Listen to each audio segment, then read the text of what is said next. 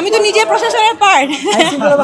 হ্যাঁ, আইন শৃঙ্খলা বাহিনী শুধু সকাল থেকে না ভাইয়া, you will be glad to know যে কালকে 8টা থেকে পুলিশের ফোর্স, আনসারের ফোর্স কিন্তু ডিপ্লয়েড হয়েছে। সাথে সাথে 8টা থেকে, কালকে রাত 8টা থেকে আমাদের প্রক্টোরিয়াল টিমের ফোর্সও প্রত্যেকটা এন্ট্রান্সে ডিপ্লয় হয়ে গেছে, সেন্টারে ডিপ্লয় হয়েছে। আমরা কিন্তু সারা রাত কেউ ঘুমাই নাই। হ্যাঁ, সকালে একটুখানি যে আবার আসছি 6টা থেকে, আবার তাদের আরেকটা শিফট হয়েছে, শিফট চলে আসছে, ডিপ্লয়েড হচ্ছে, আমরা আছি এখানে পুলিশের সাথে সাথে। বাইরে আনসার আছে, প্রক্টোরিয়াল মোবাইল টিম আছে, আমি মোবাইল প্রক্টোরিয়াল টিমের অ্যাসিস্ট্যান্ট প্রক্টরের প্রত্যেকটা টিম প্রত্যেকটা সেন্টারে আছে।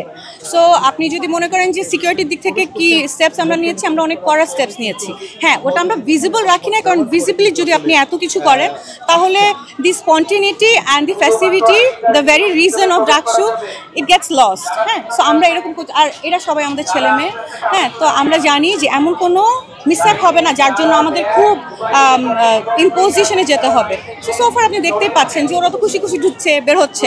আরেকটা বিষয় নিয়ে, যে সময়টা নির্ধারণ করে দেওয়া হয়েছে, আপনার কি মনে হয় সবাইকে সেই সময়ের মধ্যে আসলে ভোটটা ফুলফিল করতে পারবে? আমার মনে হয় ইনশাল্লাহ হয়ে যাবে, কারণ খুব ফাস্ট যাচ্ছে অ্যান্ড বাইরে ভিতরেও কোনো ব্যাকলগ নাই। ওরা ঢুকছে, ওরা ভোট দিচ্ছে, ওরা সুন্দরভাবে খুব সিস্টেম্যাটিকভাবে। আপনি দেখেন এটা কিন্তু এক্সিট, সো ওরা ঢুকছে 2টা দিয়ে, বের হয়ে আসছে 1টা দিয়ে, খুব সিস্টেমেটিকভাবে ভিতরে হচ্ছে।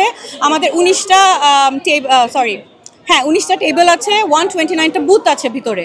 সো এমন না যে কম বুথ ওয়েট করতে হচ্ছে, ব্যাকলগ তৈরি হচ্ছে, এমনও কিছু হচ্ছে না। সো খুব স্মুথলি ঢুকছেন, বের হচ্ছে। ভোটারদের কেমন অবস্থা দেখছি? অনেক ভালো উপস্থিতি। ইনফ্যাক্ট 8টার দিকে আমরা শুরু করার কথা, 8টার মধ্যে কিন্তু মেয়েদের লাইন আপনারা দেখেছেন যে দাঁড়িয়ে গেছে, এবং কোনো গ্যাপ সৃষ্টি হচ্ছে না। এমন না যে আমরা কিছুক্ষণ ওয়েট করছি আরও কেউ আসুক, নো, ইটস রোলিং। সো হ্যাঁ, উপস্থিতিও ভালো, তাদের উচ্ছ্বাসও অনেক ভালো। Thank you so much.